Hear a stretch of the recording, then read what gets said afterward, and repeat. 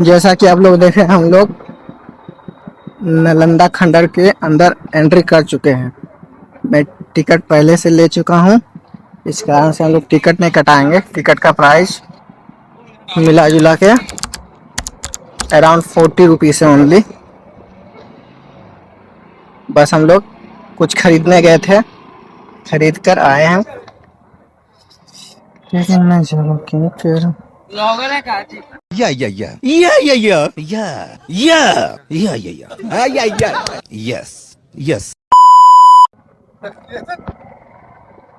दिखा दीजिए, देखिए, सब्सक्राइब कर दीजिए भाई को।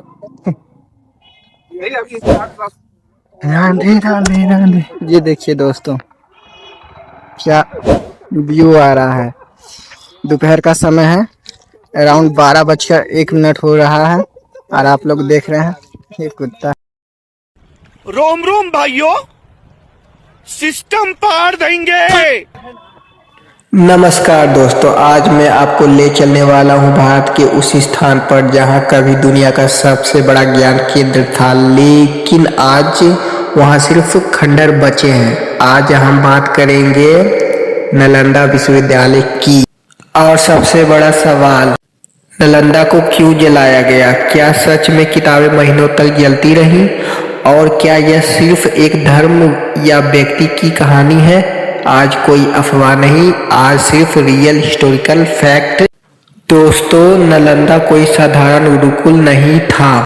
यह था 5वीं शताब्दी में स्थापित हुआ दुनिया का सबसे पहला रेसिडेंशियल यूनिवर्सिटी सिस्टम, जहां 10,000 से ज्यादा छात्र थे दोस्तों, और 2,000 से अधिक शिक्षक रहते थे।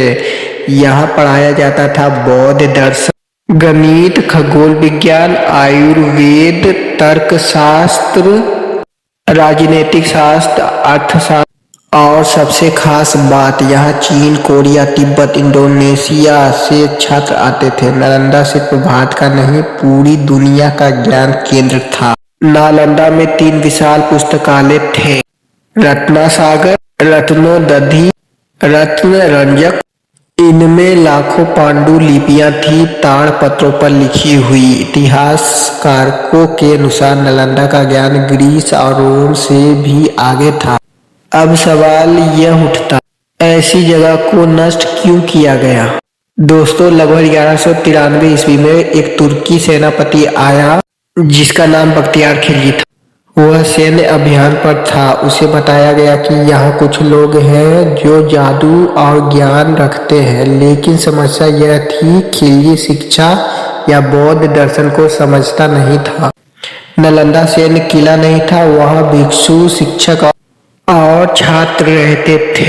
इतिहासकार मिन्हाज उस सिराज के अनुसार खिलजी को बताया गया कि यहाँ के लोग राज के खिलाफ षड्यंत्र कर सकते हैं। यहाँ एक बहुत जरूरी सच समझना होगा दोस्तों, नालंदा को जलाना अचानक हमला नहीं था, सिर्फ एक व्यक्ति की सनक नहीं थी, असल कारण थे।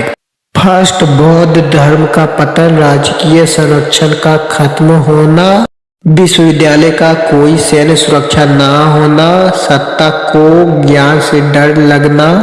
जहां सवाल पूछे जाते वहां सत्ता हमेशा असहज होती है। आपने सुना होगा नालंदा की किताबें 3 महीने तक जलती रही। इतिहासकार इस पर एकमत नहीं है। सच्चाई यह है कि पुस्तकालय बहुत विशाल थे, ताड़पत्र और लकड़ियों से बने थे। आग कई दिनों लगी रही होगी, लेकिन 3 महीने शायद प्रतीकात्मक भाषा है जो नुकसान की भयानकता दिखाने के लिए कही गई। मतलब नुकसान अकाल्पनिक था, यह सच है।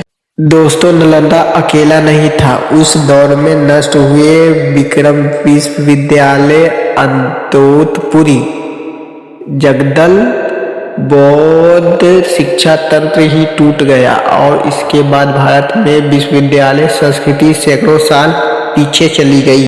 यह कहानी सिर्फ अतीत की नहीं, यह कहानी है ज्ञान बनाम सत्ता, सवाल बनाम डर, सोच बनाम ताकत।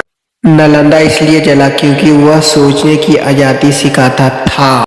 आज नालंदा फिर से बन रहा है, लेकिन सवाल यह है क्या हम सिर्फ इमारत बना रहे हैं या सोच की आज़ादी भी वापस ला रहे हैं। अगर आपको यह वीडियो पसंद आया हो इसे शेयर कीजिए, क्योंकि इतिहास सिर्फ याद रखने के लिए नहीं सीखने के लिए होता है। जय हिंद दोस्तों। इसी के साथ मिलते हैं हम लोग अपने नेक्स्ट व्लॉग में। बाय बाय दोस्तों।